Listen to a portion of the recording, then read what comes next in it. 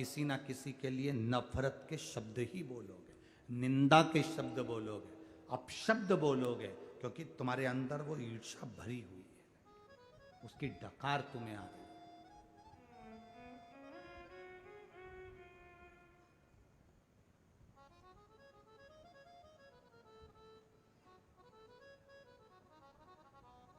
है। ईर्ष्या।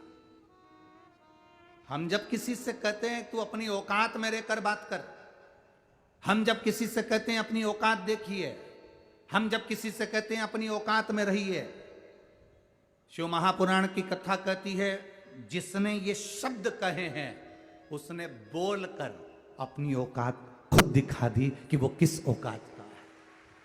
वो दूसरे से कह रहा है अपनी औकात में रहकर बात करो, अपनी औकात में रहो, अपनी औकात में बोलो। मतलब जो बोल रहा है उसके शब्द आपको दिखा देते हैं कि उसकी औकात क्या है, उसके शब्दों से मालूम पड़ रहा।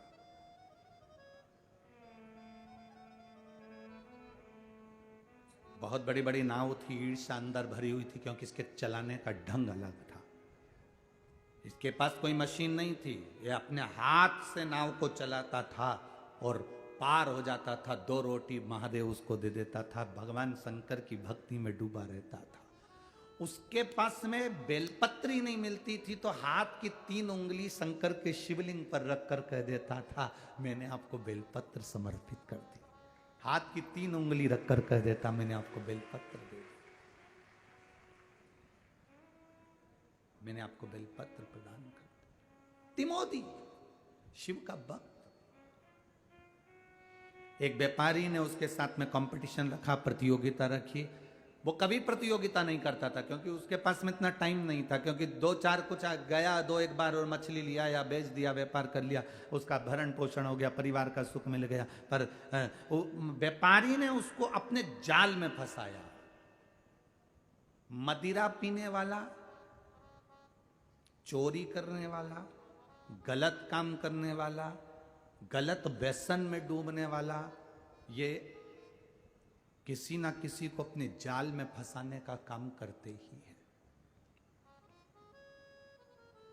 और बुरा काम करने वाला अच्छे व्यक्ति को जब अपने साथ में रखता है और धीरे धीरे उसको बुरा काम करने के लिए आतुर करता है, तो बुरा काम करने वाला तो बुरा काम करके निकल जाता है, पर अच्छा व्यक्ति थाने में जिंदगी भर सड़ता रहता है।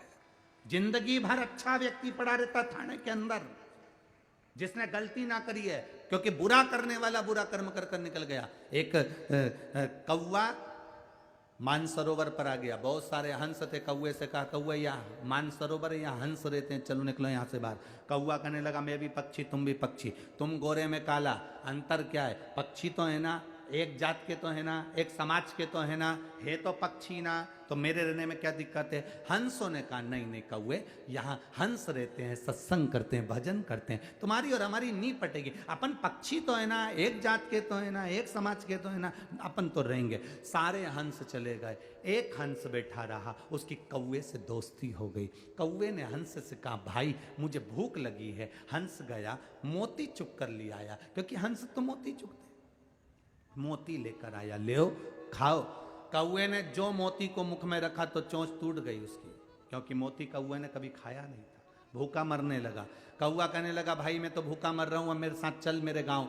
उसको लेकर आ गया। कौवा शमशान में रहता था, बड़ के पेड़ के ऊपर बैठा, हंस को भी लेकर बैठ गया। हंस ने कहा कौवे से मुझे भूख लग रही है। कौवा गया, मरे हुए कुत्ते का मांस उठाकर लेकर आ गया, हंस को देने लगा, ले रे हंस खा ले।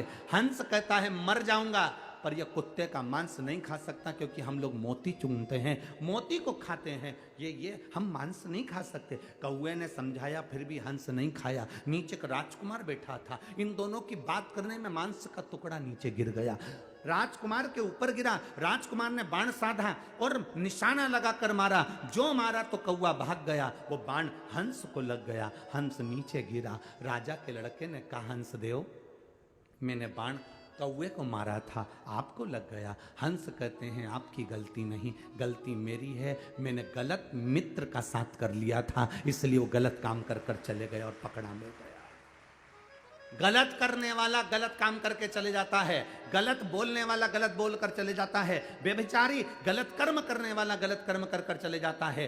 तुम किसकी संगत में रह रहे हो? गलत काम करने वाले की संगत में रहोगे तो वो गलत काम कर कर चले जाएगा, और अच्छा व्यक्ति जिंदगी भर कोतवाली के और अदालत के चक्कर काटता रहेगा। इसलिए निवेदन है, संगत अच्छों की बैठना। पंगत और संगत, ये दो चीजों में याद रखना। खाने की पंगत छूट जाए चल जाएगी, पर अच्छे लोगों की संगत नहीं छूटना चाहिए। पंगत छूट गई, खाने की पंगत रह गई कि मुझे इस पंगत में बैठना था, मुझे भोजन करना था, पंगत छूट जाए चल जाएगी, पर संगत नहीं छूटना चाहिए। अच्छे लोगों की संगत में अगर बैठोगे तो तुम्हारी जिंदगी अच्छी बनेगी। अब इसको तिमोदी को व्यापारी ने अपने झांसे में ले लिया और कहा कि तू और मैं कंपटीशन रखते हैं, प्रतियोगिता करते हैं। क्या प्रतियोगिता? प्रतियोगिता ये, नाव लेकर चलेंगे, उस किनारे तक पहुंचना है, जो पहले पहुंचेगा वो जीत गया। जो हारा उसको 10 नाव देना पड़ेगी और अपने दोनों हाथ उसको देना पड़ेंगे, दोनों हाथ देना पड़ेगा। अब व्यापारी के पास में तो नौकर चाकर बहुत थे नाव चलाने वाले, पर तिमोदी के तो ये 2 हाथी थे जिसके बल पर वो नाव चलाता था। तिमोदी ने कहा मैं ये प्रतियोगिता नहीं रखना पड़ेगा, तेरे को तेरे पिताजी की सौगंध है। दोस्त जो बिगड़े हुए दोस्त रहते हैं विचित्र, वो आपसे कहते हैं कौन देख रहा है, ले थोड़ी सी, तेरी मम्मी तो घर है, तू तो रायपुर में है, कहाँ तिल्दा नेवरा, कहाँ रायपुर, ले तू तो भिलाई में, तू तो यहाँ बैठा है, तू यहाँ बैठा है भोपाल में, तू बैठा मुंबई में, तू बैठा पूना में, तेरे घर के लोग तो वहाँ। ये बेटियां पढ़ने के लिए जाती हैं, ये बेटे जॉब के लिए पढ़ने के लिए जाते हैं, इनको जो बिगड़े हुए दोस्त हैं वो ऐसे ही बिगाड़ते हैं। कौन देख रहा है, ले, कौन देख रहा है, ले, बस। इसीलिए शास्त्र कहता है ताली मित्र, थाली मित्र और प्याली मित्र से दूरी बनाकर चलना, तो तुम्हारी जिंदगी सार्थक हो सकती है। प्रशंसा करने वालों से दूरी बनाकर चलना, कोई तुम्हारी प्रशंसा करे बिल्कुल दूर हट जाना, बिल्कुल दूर हट जाइए।